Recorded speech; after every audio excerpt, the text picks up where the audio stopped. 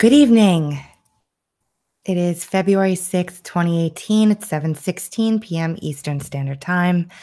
And I decided to do a live stream to go over some stuff with you from today. I'm just going to open this up on my channel. And there you are, guys. Hey, I'm going to share it on Twitter real quick. See what we can do. See if we can get get anything good going. I want to talk about Papadopoulos, Carter Page, and the craziness that has been going on today with all of that stuff and what some of my thoughts are. And I pulled up the testimony of Carter Page, and I also pulled up the George Papadopoulos complaint or the document, the charges and, whatever, his plea deal. So I wanted to go over that stuff with you today because there's a lot of stuff going on. Who is Carter Page? Did he work for the FBI? Did he not work for the FBI? Was he an agent of Russia? Was he an agent of the United States? Was he a mole in the Trump campaign? What was going on? Oh, God bless you. Mr. Beanz just sneezed. So let's start with my Twitter. Today I started and I said, I speculate strongly that the FBI planted the man who is charged in the Mueller probe, Papadopoulos. And with each passing moment, I'm more convinced that's the case. And then I tweeted here where Carter Page acknowledges that he was outed by BuzzFeed as male one in that case. So back in 2013, Carter Page was working with the FBI to attempt to, kind of where he was an informant for the FBI to try and get these two Russian agents that were working, in the country illegally, doing illegal things. He worked for the FBI and they were arrested. Here they are. Southern District of New York. Buryakov pleads guilty in Manhattan federal court in connection with conspiracy to work for Russian intelligence. And Carter Page was one of the people in here who was posing, in quotes, as a businessman for the FBI to get intel so that they could catch these guys. So everybody now in the media is saying Carter Page was under surveillance from 2013 because he was working with Russia. Quite the contrary. Carter Page was working for the FBI. And I do not believe he was a plant. And I'm going to go through and show you why. And Jeff agrees with me. Draw and Strike on Twitter. So I say a couple different things on Twitter today. Carter Page had an interview on Laura Ingraham, and I retweeted that and I said, Carter Page, the subject of the FISA warrant and supposed international spy and enemy of the United States, is doing news interviews with no attorney and has no charges filed against him. Either we have the most inept intelligence agencies on the planet or Carter Page was used. Which is it? And then I said, I honestly feel that Page was an easy target. After reading his testimony, I don't feel he was a plant. My gut is just speaking very, very, very loudly here. I think that he got set up. And let's go through why. Great thread from Draw and Strike. And let me know if this is big enough. I'll wait a second for you guys. People are saying it's blurry. YouTube and their messery.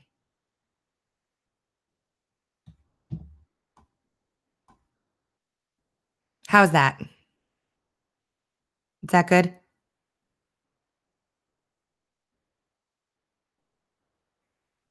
Okay. So let's go through his thread really quickly. Oh, holy crap, the plot thickens. The FBI took a key witness who helped them take down a Russian spy and turned him into a Russian spy himself to get a FISA warrant. In other words, they lied about Carter Page. In March 2016, Carter Page was an FBI employee. That's a conservative treehouse article.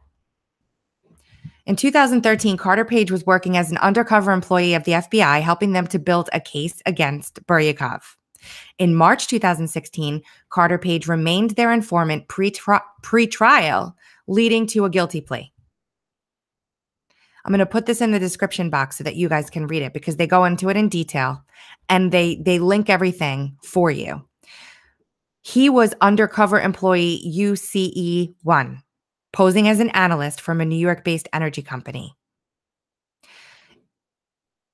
UCE1 provided binders containing purported industry analysis written by him and supporting documentation relating to his reports, as well as covertly placed recording devices.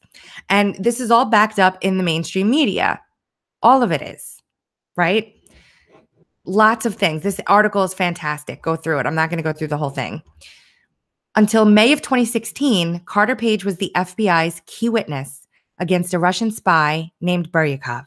He was working for the FBI, helping them build a case to prosecute. But then he gravitates to the Trump campaign as a foreign advisor and someone sees an opportunity. Carter Page is the FBI undercover employee. The FBI obtained the recordings from this case that Carter Page was an informant in after he attempted to recruit an FBI undercover employee who was posing as an analyst. For those of you who don't know, this is John P. Carlin, the former head of the DOJ's National Security Division, who were responsible for this whole thing.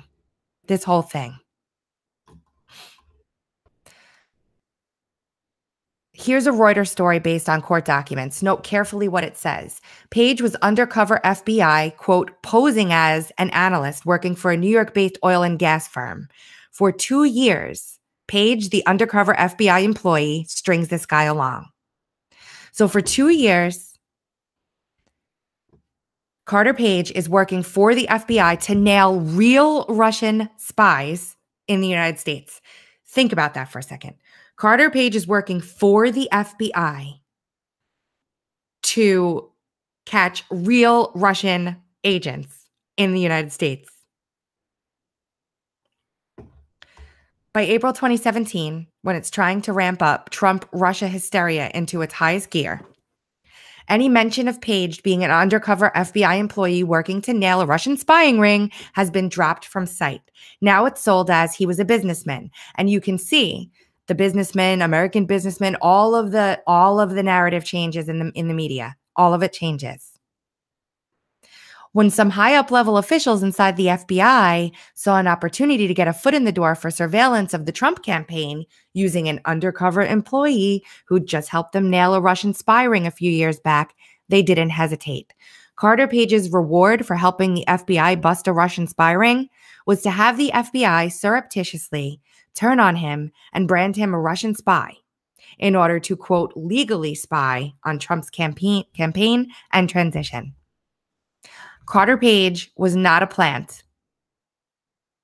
Remember when the FBI swears out this warrant in October 2016 to the FISA court, presenting evidence that Carter Page is a foreign agent for Russia? It's as an insurance policy. Page doesn't find out they did this until much later. The moment he hears the FBI has turned on him and used him for a FISA surveillance warrant, Page insists he's innocent and begins claiming stuff like this.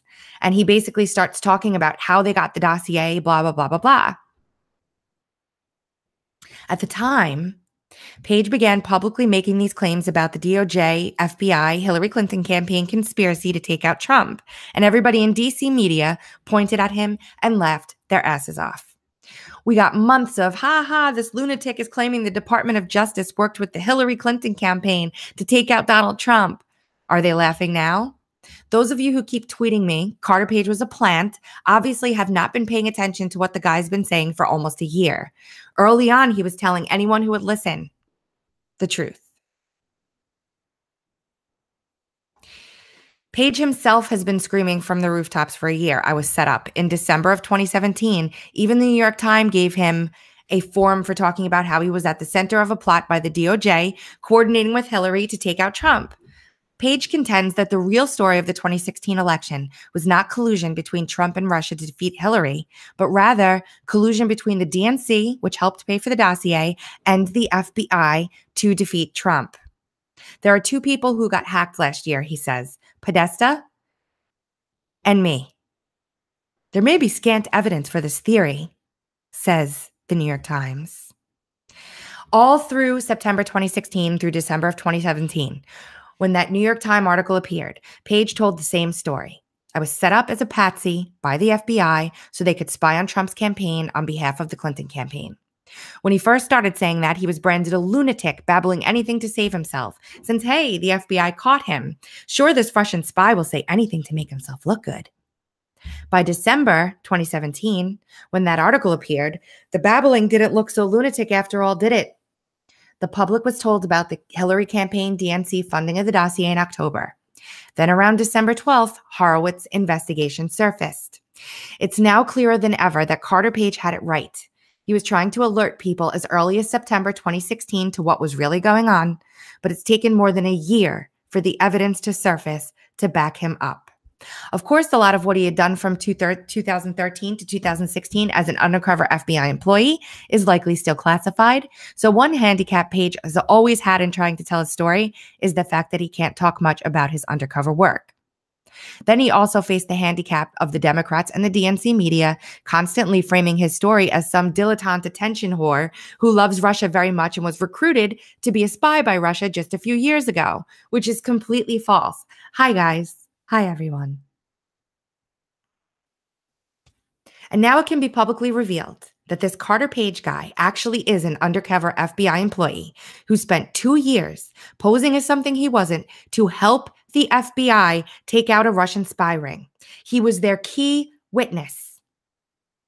So he basically worked for 2 years for the FBI, helping them to take down a Russian spy ring. And now the FBI is trying to claim that he's a Russian spy. All the news reports you've read since September of 2016 casting Page as some idiot, hapless businessman who Russians tried to recruit as a spy. But thank God the FBI caught the Russians first before Page could say yes and start spying for them. They're not true. Page was an undercover FBI employee for 2 years, was strung along. Page was an undercover FBI employee who for 2 years strung along a trio of Russian SVR agents until enough evidence had been amassed to prosecute. FBI DOJ officials then callously turned on him and claimed he was a Russian spy to the FISA court. If we are just figuring this out now, you can bet Trump, Sessions, Horowitz, Rosenstein, Mueller, and all the people involved knew it long ago. This being rolled out now because the IG investigation is done and the report is being written and much of the evidence has been released to Congress. This is just another radical plot twist in this story of unbelievable corruption inside of the FBI and the DOJ. Right after the release of the memo, we learned the FBI knew all along Carter Page was not any kind of a foreign agent for Russia. The entire FISA warrant was based on a huge lie, and the people who took it to the FISA court knew it was a huge lie. So if you're keeping score, the FBI proffered no credible verified evidence to the court that Carter Page was a foreign agent, and the FBI knew Carter Page was their own undercover employee who just helped them take out a Russian spy ring. So the FBI knew the guy they were offering to the FISA court as a foreign agent wasn't really a foreign agent, and they knew all the evidence they were showing to the court to prove this was bogus. So when I read, this is all factually accurate, everything in here is true. This is exactly what happened, 100%. When I read back in the day, I think it was like a couple months ago, he testified before the House Permanent Select Committee on Intelligence. How does this look, guys? Does this look big enough for you? Yes? Okay, I'll just go with this. He testified, and they released the testimony the same day that they released Eric Prince's testimony. So they meet. In there is Conaway, King, Lobiondo, Rooney, Turner, Wenstrup, Crawford, Gowdy, Stefanik, Hurd, Schiff, Himes, Sewell, Carson, Spire, Quigley, Swalwell, Castro, and Heck.